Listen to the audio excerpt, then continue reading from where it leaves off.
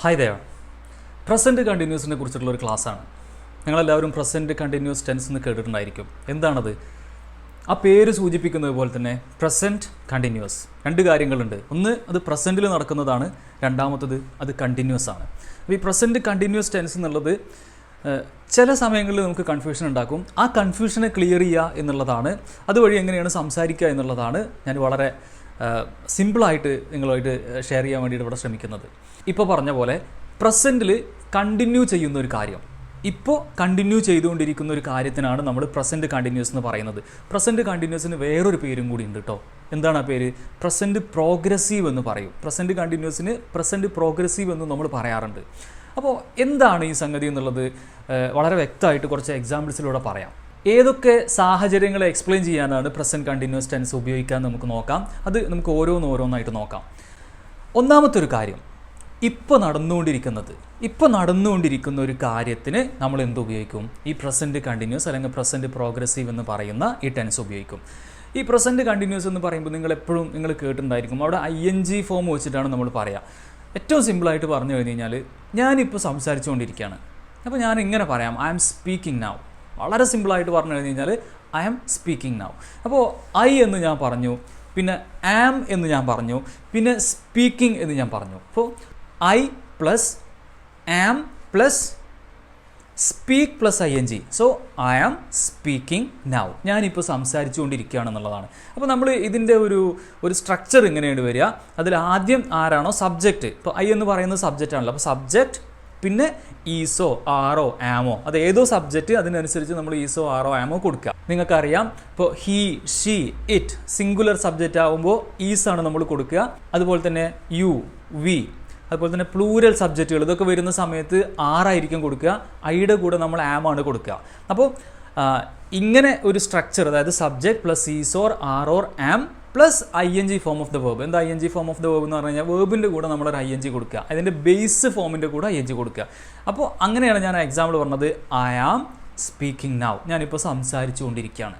മനസ്സിലായല്ലേ? ഇതിപ്പോൾ നടക്കുന്നൊരു കാര്യമാണ്. അതായത് നമ്മൾ റൈറ്റ് നൗ നമ്മൾ ചെയ്തുകൊണ്ടിരിക്കുന്ന ഒരു കാര്യമാണ്. I M in the middle of doing that. I M in the middle of speaking. ഞാൻ സംസാരത്തിൻ്റെ മധ്യത്തിലാണ്. നമ്മൾ സംസാരിക്കുന്ന സമയത്ത് നടക്കുന്ന ഒരു കാര്യം. ഇതാണ് പ്രസൻറ്റ് കണ്ടിന്യൂസ് എന്നുള്ളതിൻ്റെ ഒന്നാമത്തെ യൂസ്. എന്താണ്? നമ്മൾ സംസാരിക്കുന്ന സമയത്ത് നടന്നുകൊണ്ടിരിക്കുന്ന ഒരു കാര്യം. മനസ്സിലായോ? ഇനി ഞാൻ കുറച്ചും കൂടി എക്സാമ്പിൾസ് പറയാം. I am writing an essay. ഞാനൊരു എസ്സേ എഴുതിക്കൊണ്ടിരിക്കുകയാണ്. ഇപ്പോൾ എഴുതിക്കൊണ്ടിരിക്കുകയാണ്. മനസ്സിലായോ? സംസാരിക്കുന്ന സമയത്ത് നടന്നുകൊണ്ടിരിക്കുന്ന ഒരു കാര്യമാണ്. I am writing an essay. She is cooking dinner. She is cooking. അവിടെ ഷീ ആയതുകൊണ്ട് ഈസാണ് നമ്മൾ പറഞ്ഞത്. So she is cooking dinner. They are playing football outside. They are playing football outside. അവർ പുറത്ത് കളിച്ചുകൊണ്ടിരിക്കുകയാണ്. എപ്പോഴാണ് കളിച്ചുകൊണ്ടിരിക്കുന്നത്? ഇപ്പോൾ നമ്മൾ ഈ പറയുന്ന സമയത്ത് കളിച്ചുകൊണ്ടിരിക്കുകയാണ്. അപ്പോൾ ഇതാണ് പ്രസൻറ്റ് കണ്ടിന്യൂസ് ടെൻസ് എന്നുള്ളതിൻ്റെ ഒന്നാമത്തെ യൂസ്. ഇതിൻ്റെ കൂടെ നമ്മൾ മനസ്സിലാക്കേണ്ട മറ്റൊരു കാര്യം എന്താണെന്ന് വെച്ച് കഴിഞ്ഞാൽ, ഇപ്പോൾ ഇത് നമ്മൾ നെഗറ്റീവ് ആക്കുമ്പോൾ എങ്ങനെ പറയാം? ഇപ്പോൾ നമ്മൾ ചെയ്തുകൊണ്ടിരിക്കുകയാണ് എന്നല്ലേ പറഞ്ഞത്, ചെയ്തുകൊണ്ടിരിക്കുക അല്ല എന്ന് എങ്ങനെ പറയാം?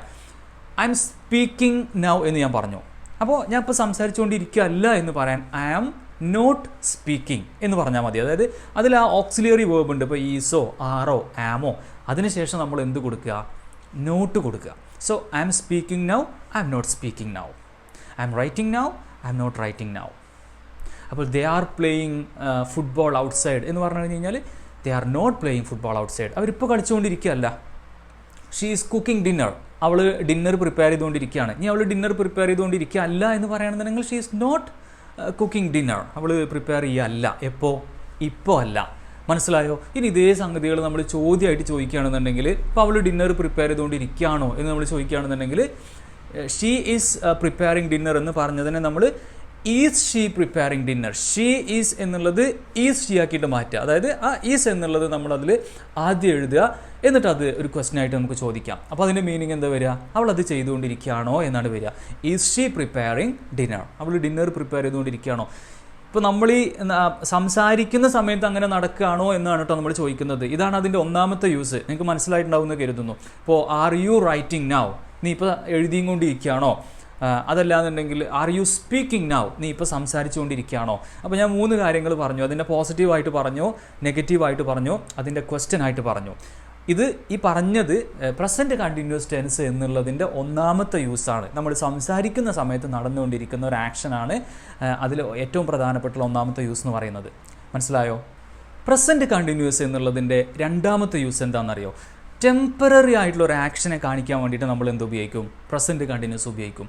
Present continuous tense is used to express a temporary action. ഒരു ടെമ്പററി ആയിട്ടുള്ള ഒരു ആക്ഷനെ കാണിക്കാൻ വേണ്ടിയിട്ട് പ്രസൻറ്റ് കണ്ടിന്യൂസ് ടെൻസ് ഉപയോഗിക്കും. അപ്പോൾ ഞാൻ അതിൻ്റെ ഒരു എക്സാമ്പിൾ പറയാം.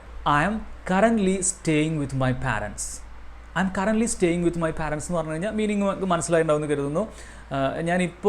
ഇപ്പോൾ ഞാൻ താമസിക്കുന്ന ആരുടെ കൂടെയാണ്? എൻ്റെ പാരൻസിൻ്റെ കൂടെയാണ്. അപ്പോൾ ഇതൊരു ടെമ്പററി ആയിട്ടുള്ളൊരു കാര്യമാണ്. അത് എല്ലാ സമയത്തും അങ്ങനെ പാരൻസിൻ്റെ കൂടെ ആയിരിക്കില്ല. ഇപ്പോൾ തൽക്കാലം ഞാൻ താമസിക്കുന്ന, അല്ലെങ്കിൽ കുറച്ച് സമയത്തേക്ക് താമസിക്കുന്ന ആരുടെ കൂടെയാണ്? പാരൻസിൻ്റെ കൂടെയാണ്. So it shows A temporary action. He is learning Spanish for his upcoming trip. He is learning Spanish for his upcoming trip. അതായത് അയാൾ എന്ത് പഠിച്ചുകൊണ്ടിരിക്കുകയാണ്? അയാൾ സ്പാനിഷ് പഠിച്ചുകൊണ്ടിരിക്കുകയാണ്. ഇനി വരാൻ പോകുന്ന ട്രിപ്പിന് പ്രിപ്പയർ ചെയ്തുകൊണ്ട് അയാൾ എന്ത് ചെയ്യാണ്? സ്പാനിഷ് പഠിച്ചുകൊണ്ടിരിക്കുകയാണ്. ഇതും എന്താണ്? ഒരു ടെമ്പററി ആയിട്ടുള്ള ഒരു ആക്ഷനാണ്, ഒരു താൽക്കാലികമായിട്ടുള്ള ഒരു ആക്ഷൻ, കുറച്ച് സമയത്തേക്ക് നടക്കുന്ന ഒരു ആക്ഷനാണ്. മനസ്സിലായോ? The company is testing A new software system. The company is testing A new software system. Company ഒരു പുതിയ സോഫ്റ്റ്വെയർ അവർ ടെസ്റ്റ് ചെയ്തുകൊണ്ടിരിക്കുകയാണ് എന്നാണ് പറയുന്നത്. അപ്പോൾ ടെമ്പററി ആയിട്ടുള്ളൊരു കാര്യത്തെ കാണിക്കാനും നമ്മൾ എന്ത് ഉപയോഗിക്കും? പ്രസൻറ്റ് കണ്ടിന്യൂസ് ടെൻസ് ഉപയോഗിക്കും. ഒക്കെ ഒരേ സ്ട്രക്ചർ തന്നെയാണ് കേട്ടോ. അപ്പോൾ എന്താണ് ഈ ഒന്നാമതും രണ്ടാമതും? ഒന്നാമത് ഞാൻ പറഞ്ഞ് സംസാരിച്ചുകൊണ്ടിരിക്കുന്ന സമയത്ത് നടക്കുന്ന ഒരു കാര്യം എന്നാണ് പറഞ്ഞത്. The very first use, right? And the second one is temporary action. അപ്പോൾ ഈ ടെമ്പററി ആക്ഷൻ എന്ന് പറയുന്ന സംഗതി നമ്മൾ ഈ സംസാരിക്കുന്ന സമയത്ത് ചിലപ്പോൾ അത് നടന്നോളണമെന്നില്ല. മനസ്സിലായില്ലേ? ഞാനൊരു ഉദാഹരണം പറഞ്ഞത്, he is learning Spanish for his upcoming trip. അത് പറയുന്ന സമയത്ത് പഠിച്ചുകൊണ്ടിരിക്കുന്ന ഒരു ആക്ഷൻ ആയിരിക്കില്ല. വേറൊരു ഉദാഹരണം പറഞ്ഞു കഴിഞ്ഞാൽ I am writing A novel എന്ന് പറഞ്ഞു കഴിഞ്ഞാൽ, ഇപ്പോൾ നിങ്ങൾ ആലോചിച്ച് നോക്കുക. അപ്പോൾ I am writing A novel എന്ന് പറഞ്ഞു കഴിഞ്ഞാൽ അത് നോവൽ എന്ന് പറയുന്നത് നമ്മൾ പെട്ടെന്ന് ചെയ്യുന്നൊരു കാര്യമല്ല. അത് ഇറ്റ് ടേക്സ് ടൈം. അപ്പോൾ നമ്മൾ അതിൻ്റെ ഒരു മധ്യത്തിലാണ്. മുൻപേ നമ്മൾ ആ പരിപാടി തുടങ്ങിയിട്ടുണ്ട്. അതൊരു ലോങ് പ്രോസസ്സാണ്. മനസ്സിലായില്ലേ? അപ്പോൾ ഇങ്ങനെ ടെമ്പററി ആയിട്ടുള്ള ഒരു കാര്യത്തെ കാണിക്കാനും നമ്മൾ എന്ത് ഉപയോഗിക്കും? പ്രസൻറ്റ് കണ്ടിന്യൂസ് ടെൻസ് ഉപയോഗിക്കും. ഒന്നാമത് പറഞ്ഞത് an action that is happening at the time of speaking. രണ്ടാമത്തത് ടെമ്പററി ആയിട്ടുള്ള ഒരു ആക്ഷനെ കാണിക്കാൻ വേണ്ടിയിട്ട്. ഇനി അടുത്തത് എന്താണെന്നുള്ളത് നമുക്ക് നോക്കാം. ഫ്യൂച്ചറിനെ കാണിക്കാനും നമുക്ക് എന്ത് ഉപയോഗിക്കാം? പ്രസൻറ്റ് കണ്ടിന്യൂസ് ടെൻസ് ഉപയോഗിക്കാം. ഒരു ഉദാഹരണം പറഞ്ഞു കഴിഞ്ഞാൽ, we are attending a concert next Saturday. ഇതൊരു ഉറപ്പിച്ചിട്ടുള്ളൊരു കാര്യമാണ്. അതായത് അടുത്ത ആഴ്ച ഞങ്ങൾ എന്ത് അറ്റൻഡ് ചെയ്യുകയാണെന്നാണ് പറയുന്നത്?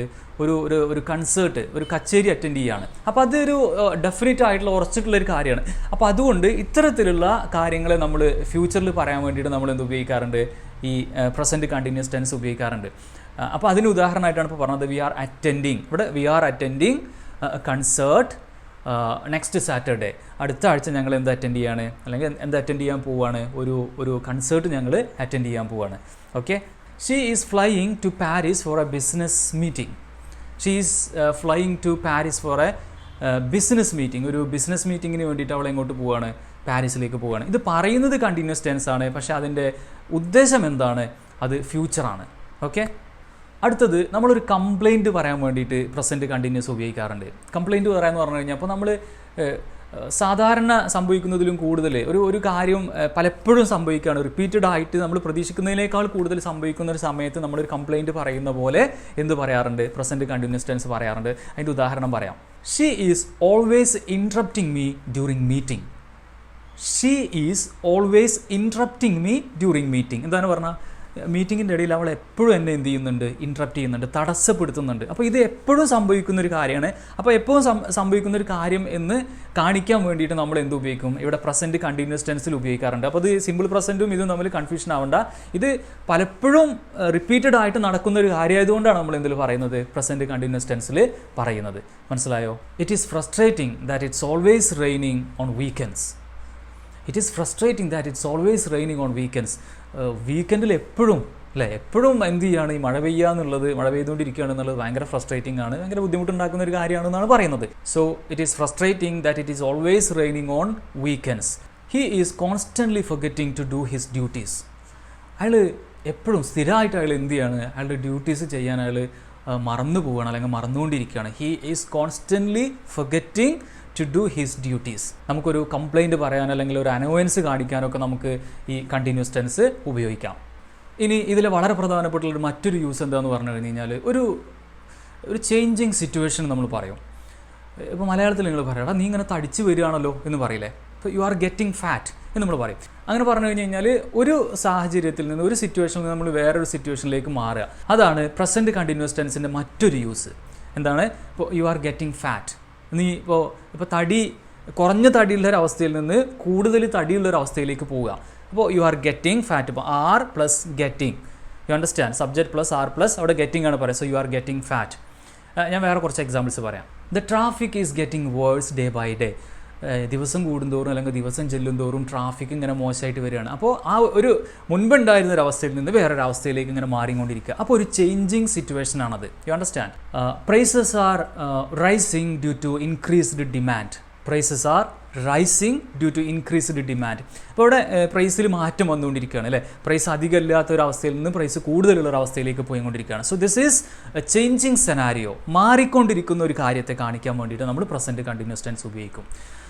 ഇതൊക്കെയാണ് പ്രധാനപ്പെട്ടിട്ട് നമ്മൾ പ്രസൻറ്റ് കണ്ടിന്യൂസ് എന്നുള്ള ടെൻസിൻ്റെ യൂസുകൾ. ഇപ്പോൾ നിങ്ങളത് പഠിച്ചു വെക്കുക, നിങ്ങളുടെ ഡെയിലി ലൈഫിൽ ഉപയോഗിക്കുക. ഞാനതിൻ്റെ പോസിറ്റീവും നെഗറ്റീവും ഒക്കെ ആദ്യം പറഞ്ഞിട്ടുണ്ടായിരുന്നു. ഇതേപോലെ തന്നെയാണ് എല്ലാ ടെൻസിൻ്റെ യൂസിലും വരുന്നത്. ഞാൻ റിപ്പീറ്റേഷൻ ഒഴിവാക്കാൻ വേണ്ടിയിട്ടാണ് അങ്ങനെ അതധികം പറയാതിരുന്നിട്ടുള്ളത്. സോ ഇതുമായി ബന്ധപ്പെട്ട് എന്തെങ്കിലും സംശയങ്ങളുണ്ടെന്നുണ്ടെങ്കിൽ നിങ്ങളുടെ കമൻറ്റ് ബോക്സിൽ കൊടുക്കുക കേട്ടോ. അതോടൊപ്പം നമ്മുടെ ഓൺലൈൻ സ്പോക്കൺ ഇംഗ്ലീഷ് ക്ലാസ്സുകളുണ്ട്. നിങ്ങൾ ലോകത്തിൻ്റെ ഏത് ഭാഗത്തുള്ള ഒരാളാണെന്നുണ്ടെങ്കിലും സംസാരിക്കാൻ എത്രമാത്രം നിങ്ങൾക്ക് ബുദ്ധിമുട്ടുണ്ടെന്നുണ്ടെങ്കിലും നിങ്ങളുടെ ലെവലിനനുസരിച്ചുള്ള ഡിഫറൻ്റ് ആയിട്ടുള്ള കോഴ്സുകൾ നമുക്കുണ്ട്. സ്പീക്കിംഗ് പ്രാക്ടീസുകളിലൂടെ തന്നെയാണ് കോഴ്സ് ഉള്ളത്. അപ്പോൾ ഈ കോഴ്സിൽ നിങ്ങൾ ജോയിൻ ചെയ്യാൻ താല്പര്യമാണെന്നുണ്ടെങ്കിൽ ഇവിടെ നമ്പർ കൊടുക്കുന്നുണ്ട്, നിങ്ങൾക്ക് കോൺടാക്റ്റ് ചെയ്യാം. So that's all. I will see you soon with another good topic. Till then, bye by.